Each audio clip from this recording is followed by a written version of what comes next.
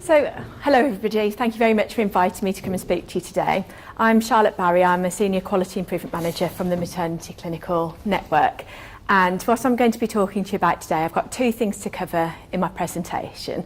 First, I wanted to talk to you a little bit about what the Maternity Clinical Network has been doing to support local maternity systems and trusts with their implementation of the care bundle. And then I'm going to spend the second part of my talk talking about the second version of the care bundle that was launched last week. So, sorry, can you just go back to previous one? So I think Kathy's already covered a lot of this, that the fact that why are we concentrating on stillbirths? I'm sure a lot of you will have heard in the news this morning that for England, stillbirth remains a challenge, and they're reviewing how coroners' involvement in stillbirths. England has a much higher stillbirth rate in comparison with other high-income countries. And as Kathy said, the care bundle, the first version of the care bundle was launched in 2016, with all trusts expected to fully implement the care bundle by the end of this March. And there have been lots of different approaches from trust to trust across the whole of England. And this is just a recap of the four elements that were covered in the first version of the care bundle. And a care bundle is an evidence-based package of measures that if all the interventions recommended are implemented, then there's a very good chance that you will reduce stillbirths. The elements are reducing smoking in pregnancy, detecting fetal growth restriction, raising awareness of reduced fetal movement, and improving effective fetal monitoring during labour. And up until now, there's been various ways that trusts have been assessed on their implementation. And we're currently in the 12th National Self-Assessment Survey. So trusts are written to with the same set of questions, and they are asked to self-assess themselves using a 25% increment of their implementation. And you can see here that 99% of all the trusts in England have, to some extent, carried out improvements across all four elements, but only 37% of trusts, which equates to about 45 trusts nationally, have fully implemented the care bundle across all four elements. And this chart, I'm not expecting you to be able to see the full detail, but I joined the Maternity Clinical Network almost a year ago, and I was given this information and said, this is how we're doing across the West Midlands implementing the care bundle. And I looked at this and thought, I'm not really sure what you can tell from this information, and is 80% or 75% in one trust the same as another trust is implementing it, classing 75%. You can see this bar here is Worcester trust, so it says that across the first three elements you've fully implemented them, but for the fourth element you've got 83% implementation. And as I work in service improvement, I think it's really important that you're able to firstly understand your data and what it's telling you, but also to look at what you're doing as clinicians, because how can you have continuous service improvement, quality improvement, if you don't understand what's being done at a frontline level. So, next slide.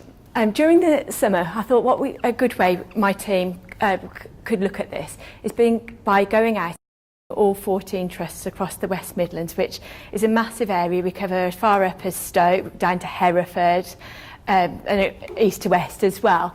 So it's a very big time commitment, but what we did, we took a structured approach out and went and spoke to the care bundle leads in each trust, and we asked each trust to nominate the most appropriate person for us to speak to.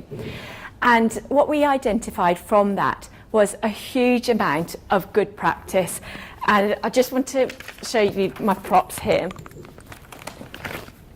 This big package here of documents are case studies that we put together from trust and examples of leaflets, pathways. And this is so big we can't actually email it out to anybody. So a bit later on I'm going to tell you where you can access this information. And we've broken it down by each element of the care bundle. So if you we're doing something around perhaps the fourth element, around CTG competency assessment, you might just want to refer to some case studies of what we think is good practice relating to that from across the region, so you can make You can go and see your colleagues and see if there's anything you can learn from them, and they will be fine. And I'll go on and tell you, we also identified a lot of good practice here in Worcestershire and Herefordshire, so they might get in touch with you to come and speak to you about what you are doing. So, sorry, can we just go back? Sorry. We also identified good practice. We've got the local details, which I've just explained, but we've also identified challenges that each trust and LMS, but regionally, what is still being faced across the West Midlands. And this was all moving to an event that we held in October, and I don't know if any of you attended, but it was an event aimed at frontline clinicians. And we asked different trusts to come and present some of the things that we thought were really good practice to their colleagues. And we've just classed some of them here against the 4 elements of the care bundle. What we found that the ones that we had loads of examples about reducing smoking in pregnancy and the reduced fetal movement, although it doesn't show it on this table particularly well, but the areas that the West Midlands were generally struggling were around the fetal growth restriction and fetal monitoring. And so on the next few slides, I wanted just to reflect back to you some of the things that we heard on our visits to Herefordshire and Worcestershire. And I'm not going to go through all of these, and this list isn't a complete list. These were just some examples I pulled out from of good practice and good examples. So the first thing to note was that both trusts in the local maternity system do have a dedicated smoking cessation service, albeit different offers. They do have services, which wasn't the case across the whole of the West Midlands. And both services were either currently did in the summer or were extending their service to include support to wider household members. We noted as well that around fetal growth restriction, that at your trusts, you both are auditing current processes.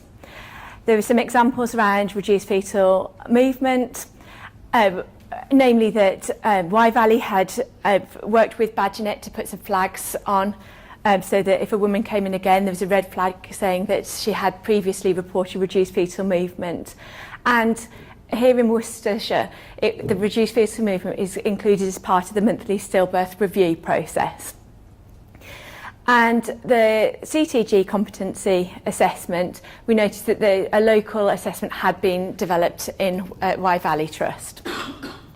The challenges that remain in Herefordshire and Worcestershire were about having a consistent service across both trusts. It felt a little bit like that depending where you live, you get a different level of service, and that is, I know that is how it is commissioned, and it's a challenge that trusts face, but it was just to note that. And is again having a consistent audit process for fetal growth restriction across both trusts. And again, it was what we noted really was the variation we saw between both acute trusts. So there were different approaches for raising awareness of reduced fetal movement, and also across both trusts we felt that there could be some more work done to support staff who were struggling to pass competency assessment for CTG interpretation. And these were the common challenges that we noted from our other visits.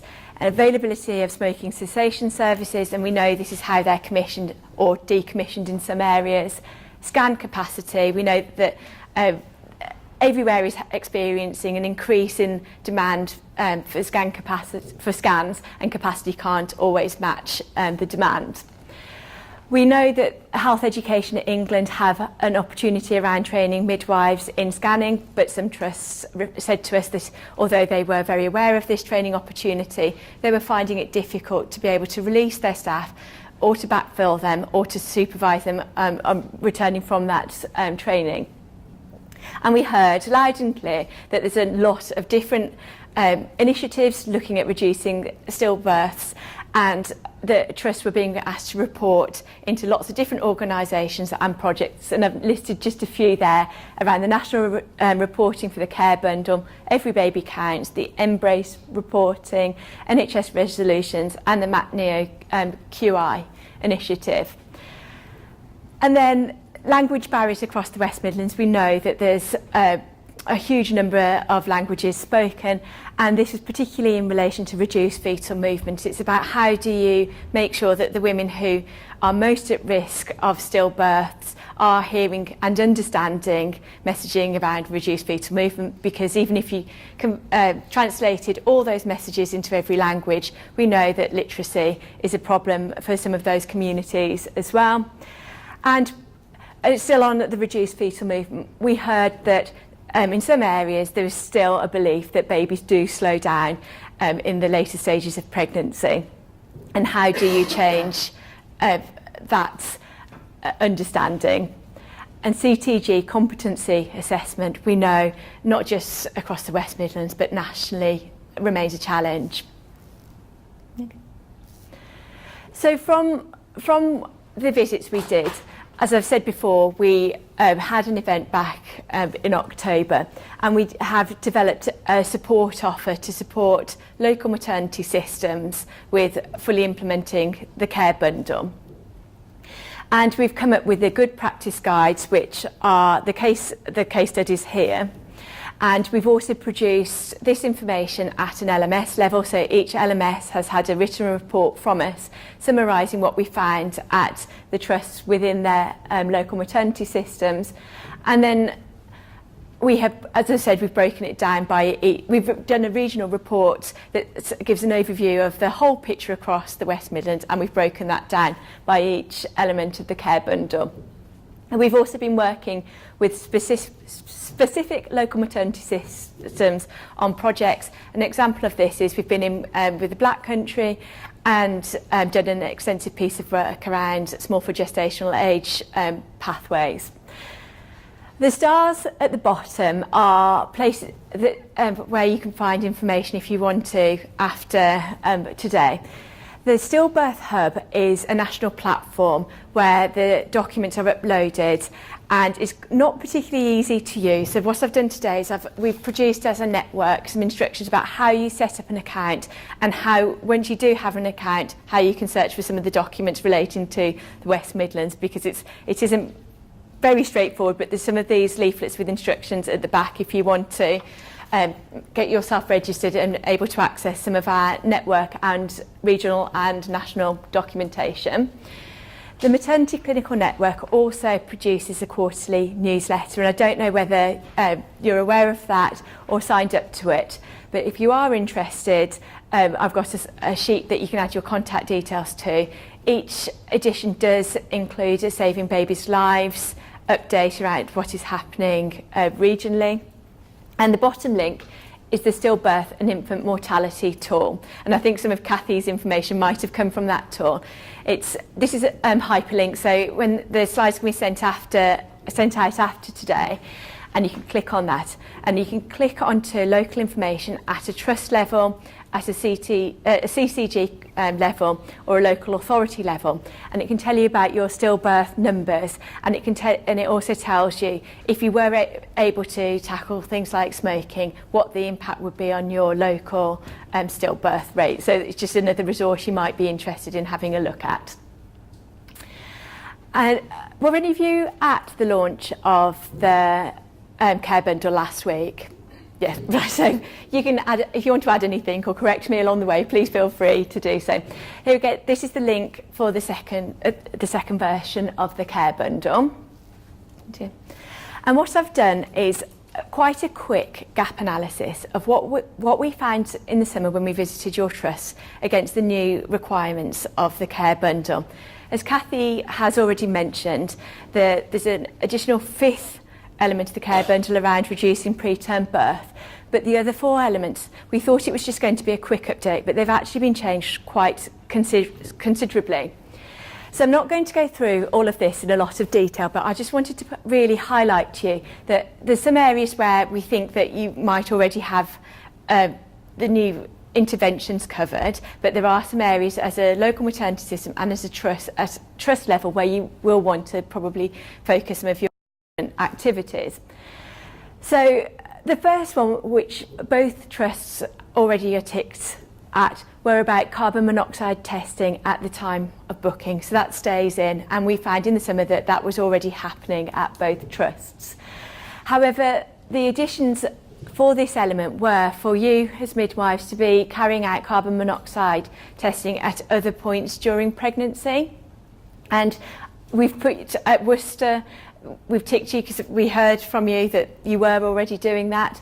And it says explicitly in the second version of the care bundle about repeating that again at the 36-week antenatal appointment. And I think that you already are doing that. And then for both trusts, the care bundle now explicitly says that women should be referred to smoking cessation services if they blow a carbon monoxide reading at booking of over 4 parts per million of carbon monoxide. In the summer when we visited, that we heard that at the moment women were being referred at 7 parts per million in Worcestershire and 6 parts per million at Wye Valley Trust. So I don't know if that has changed already. It has changed, right? And this is all the information presented back to you is what we found in early summer last year. So you might find there are some discrepancies between you've moved on since then. And then it talks about how all maternity staff should receive training on the use of carbon monoxide monitoring and also have very brief advice as part of their mandatory training. And at the time we came out, I think that does already happen in Worcester, but it was an area of improvement for Wye Valley. So moving on to the second element of the care bundle, and this is around risk assessment and prevention, surveillance of pregnancies at risk of fetal growth restriction.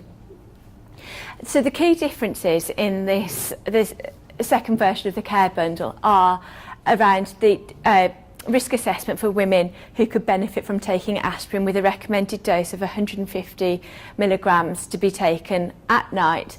And there is a new algorithm that has been introduced as part of the care bundle. Women should also be assessed for their smoking status, so we know that that's already happening. And on the next slide, it shows, I'm not going in any detail, you'll be pleased to hear about this, but this is the new algorithm that's been included in the care bundle. And the key differences are that the definition of where you should concentrate your efforts have been changed from women under the 10th centile to really focusing your most intense interventions on women who are likely to have babies born under the 3rd centile. But also in the previous algorithm, women were either low risk or high risk, where this breaks women down into 4 different categories.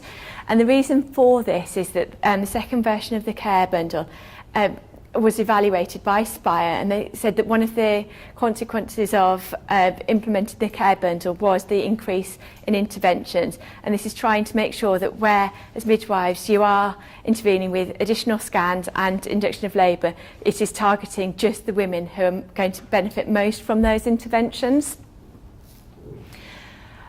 And then... Can I just ask a question about the aspirin? Has the dose changed in the most recent one? Is what, sorry? The dose of aspirin changed. Yes. It's 75. I know they're talking about 150 for obese women. It's changed. For everybody. I believe so. So there's guidance in the appendix of the care bundle, but my understanding is that for all women it has increased from 75 to 150 milligrams. But you, as frontline clinicians, obviously you'll need to check that yourselves. And the care bundle, the final point on this slide is around the reporting, and it says very clearly in the new version of the care bundle about reporting, and linked based on the new definitions, linked to the PMRT tool, to both trust boards, to the local maternity system boards, and with the idea that all of this reporting is to underpin continuous improvement. So, raising awareness of reduced fetal movement. So the changes here are, in the previous version, it was recommended that midwives gave information to women at the 24-week appointment and then every appointment after that. And this has now changed to give women the information at the 28-week appointment. And there's a new checklist for women who are coming in who are reporting reduced fetal movement. And I don't know whether did you use the checklist in the previous version, which is the one on the left? Not sure. Well, this is the one in the new version of the care bundle, so that's something to have a look at a trust level and a local maternity system level to see whether that is something you would want to be introducing, or whether you have something already in practice that you think is better than what has been been included. And again, and then the next, probably quite a big change here is about when do you induce women. And the recommendation now from this version of the care bundle is if a woman, if the only risk factor that you're using to base your decision for induction of labour is reduced fetal movement, women under 39 weeks of pregnancy should not be induced just for this risk factor. It should be, if there are other clinical needs that then suggest that that is the right course of care, that should be considered. But under 39 weeks, induction shouldn't just be for reduced fetal movement alone. Moving on to the fourth element, which is the effective fetal monitoring during labour. I've got quite a lot of question marks on here about what is happening across the local maternity system. We've heard in the summer that all staff who are caring for women in labour do have training and competency assessment for CTG interpretation. But the care bundle now talks about having training and assessment for auscultation, and it should include situational awareness and human factors. And that wasn't something we asked you on our visit, so I'm not sure whether that is something that is already included. It is. Kathy is telling me. No. Time. Okay, sorry. No. So that would be something you might want to be concentrating as a local maternity system. And as you can see, I won't go through the others if we're a bit short of time, but this is one of the elements, and I know you've got to talk a little bit later on, which might address some of these new requirements. The last one I'll draw your attention to is this one in yellow. And the care bundle talks about every trust that has got a consultant-led unit should have a 0.4 whole-time equivalent, so 2 days per week, of a fetal monitoring lead. And so this is obviously something that hasn't been mentioned previously, so it is going to be a change and a challenge about funding. So there's going to have to be some local discussion about how that is going to be addressed locally. And then the final element, which is around reducing preterm births. This is the new element. And there's a new risk assessment included in the care bundle. And around prevention, again, it's all women should have access to smoking cessation. Women should be screened for asymptomatic UTIs. And midwives should be able to refer women in for cervical length screening as required, and have agreed referral pathways to tertiary providers. And then if a woman is going into preterm labour, the things that need to be considered are, is it possible to transfer the woman? And I know that is a challenge locally here. And whether steroids, antenatal steroids should be offered, and magnesium sulfate as part of the precept programme, which is around protecting neuroprotectors to reduce the incidence of cerebral palsy.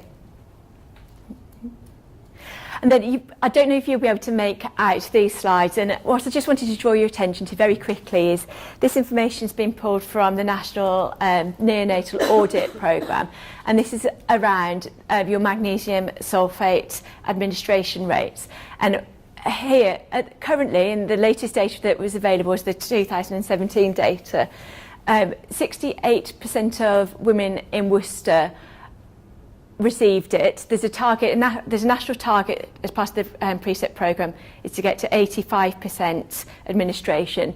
So Worcester's currently as in 2017 was 68%, but only 33% of women going into preterm labour at Hereford were being offered the magnesium sulfate. As part of the precept programme, which the Maternity Clinical Network is supporting, we're looking to have named leads at each trust, and we can see there's quite a few gaps here at Worcester Acute, whereas I think Wye Valley there are some named leads there. So that's something we'll be asking you as a local area to try and nominate people who are appropriate. And the next slide is around what you're doing around the antenatal steroid administration. And you can see here that 86% of women going into preterm labour in Hereford receive steroids, and 89% at Worcester. And it's really just to say that these are roughly the same group of women who you would want to consider giving magnesium sulfate to. So if you're thinking steroids, think magnesium sulfate.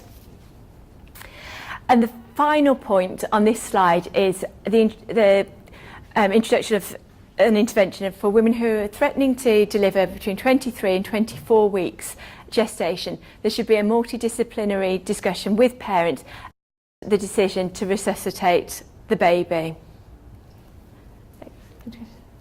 So the key differences in approach with this second version of the care bundle is there's a shift away from audit and a focus on continuous improvement. The care bundle is much more explicit about the evidence base, and it's more prescriptive in terms of roles for the trust, the local maternity systems, commissioners and the maternity clinical network. And it's meant to complement the initiatives that Kathy mentioned previously. For frontline practice, there's a drive to minimise unwarranted interventions, and there's some changes to the definitions and care pathways. There's the addition of recommendations of having a fetal monitoring lead and the addition of the fifth element.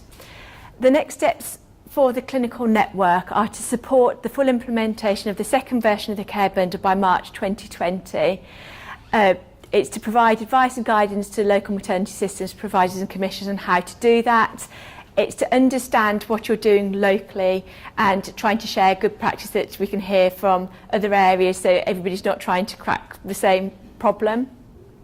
It's going to be the creation and facilitation of expert advisory groups for each element, and it's to support the precept programme rollout. And my final slide is just my contact details if you want to get in touch with me. I'm based at St Chad's and my email address is there.